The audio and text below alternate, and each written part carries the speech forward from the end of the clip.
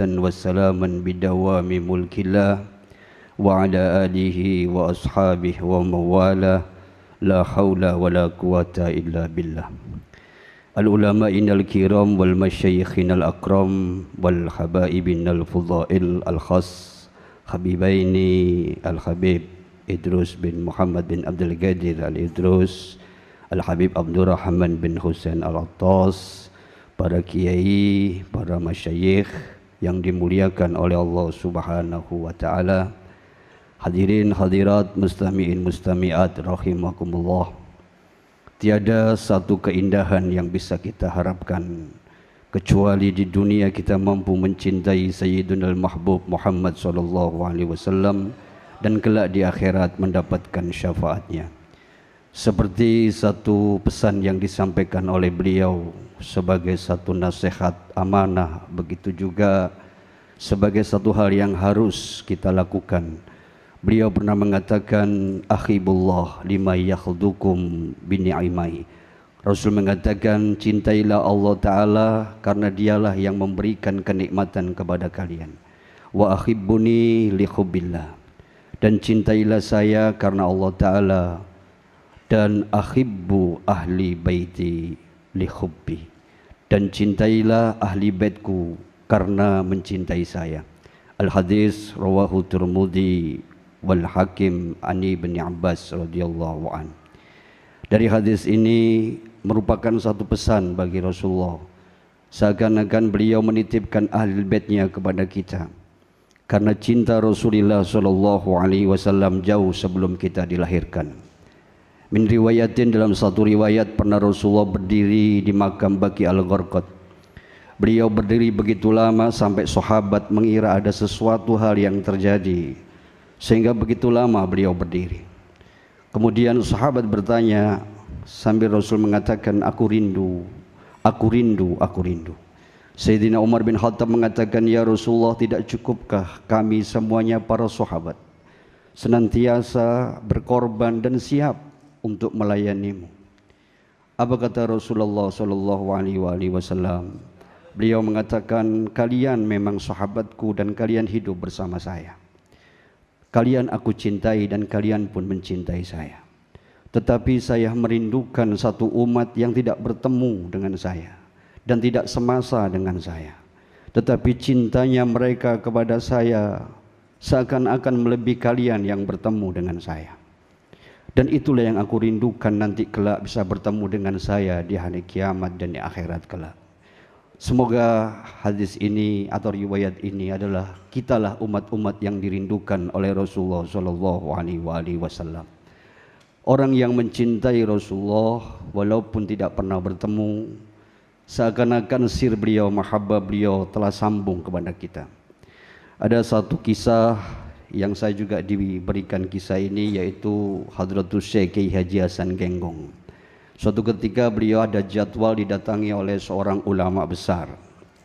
Pada saat itu beliau mempersiapkan seluruh persiapan.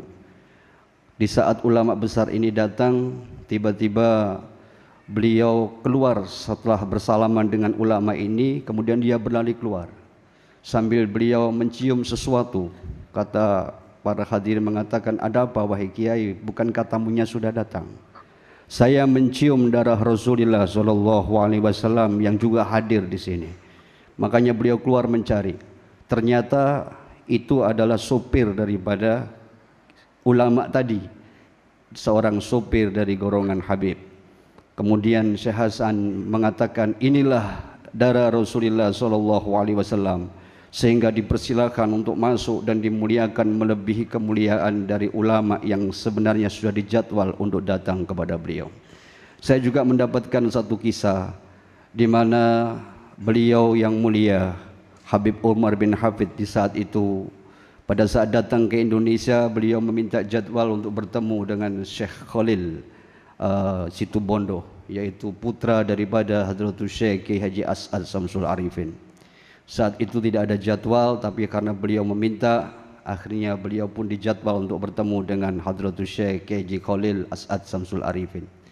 Pertemuan ini sesuatu yang dramatis dan membuat sontak seluruh jamaah menangis. lantaran sambungnya dengan mahabbah kepada Rasulullah. Saat itu Yai Khalil bercerita di dalam satu majelisnya sambil menangis juga. Sesungguhnya saya sebelum didatangi Habib Umar, saya bermimpi. Satu ketika dalam mimpi saya berada di satu stasiun. Kemudian saya menunggu kereta api itu datang untuk satu tujuan. Begitu kereta api itu nyampe dan saya masuk dalam kereta api itu, ternyata di dalamnya penuh dengan habaib dan saya tidak mendapatkan tempat duduk. Suatu ketika ada seorang Habib yang mempersilakan duduk di sebelahnya. Kami pun duduk dan berbicara, ternyata beliau adalah Habib Umar bin Hafid. Dan begitu pun langsung Habib Umar datang pada saat itu untuk minta ketemu, sowan ke pondoknya Yai Khalil. Ternyata beliau juga bermimpi dengan mimpi yang sama. Dan cerita ini saya dapatkan dari Habib Haddar bin Muhdar bin Muhammad bin Ahmad al-Murdar. Wa'ada alaina min barakatihi wa asrarihi siril Fatihah. Semoga ini menjadikan satu sarana bagi kita untuk senantiasa sambung kepada Rasulullah sallallahu alaihi wasallam, sambung kepada Ahlul Bait, sambung kepada dzurriyyah. Ahlul Bait adalah sesuatu dari sebuah permata yang dititipkan Rasulullah sallallahu alaihi wasallam kepada kita.